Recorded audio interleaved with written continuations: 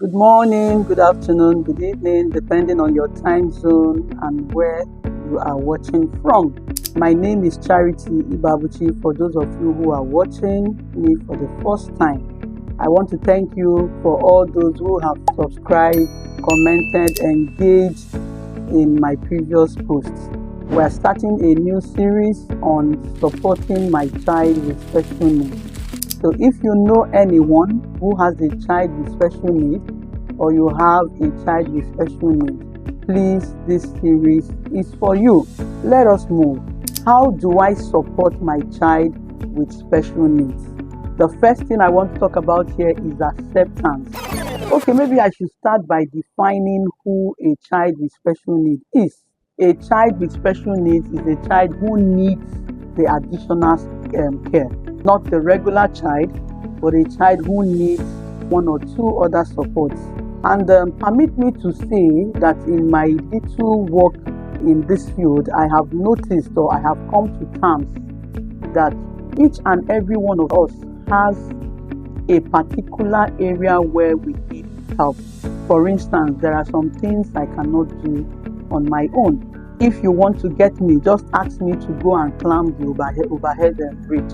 It means you are looking for trouble. So in that aspect of my life, anything that has height, I need support. And for me, one person cannot even support me. I have to be holding two people by my two sides to be able to cross the overhead bridge. That's why I feel and I want to believe that each and every one of us has a particular area that we need support or help. Let's move. So like I said before now, a child with special needs is a child who needs one or two, support here and there. It can be physical. When I say physical, it can be children who have mobility issues, a child who is not able to walk, a child who is not able to move around on his or her own. So it means that this child needs maybe a wheelchair, the walking stick, and all of that to be able to move. It can be with hyperactivity, different forms of behavior.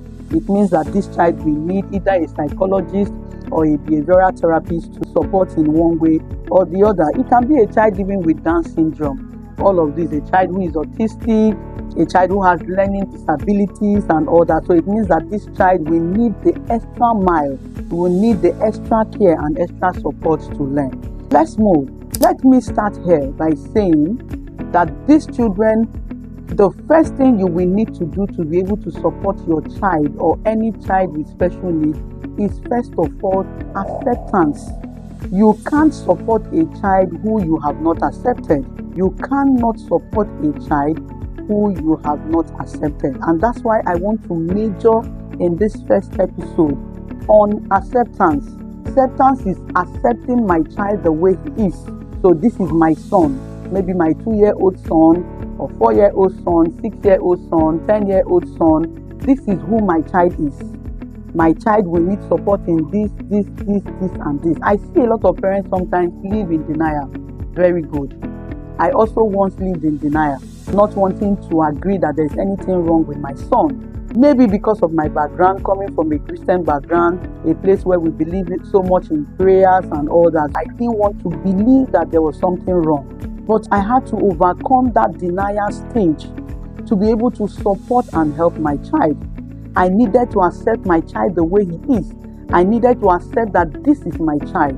I've seen parents come to me, pastors, ministers of the gospel, just anyone, and they still live in denial, not wanting to believe or to agree that something is wrong, in quotes, that there's something wrong somewhere with their child. The first thing I say to parents is you must be able to accept that there's a challenge here. Like I said, you can't support a child who you have not accepted. You cannot support a child. You can't help a child who you have not accepted the way the child is. We will continue on this in my next episode. Don't forget to like, share, and comment.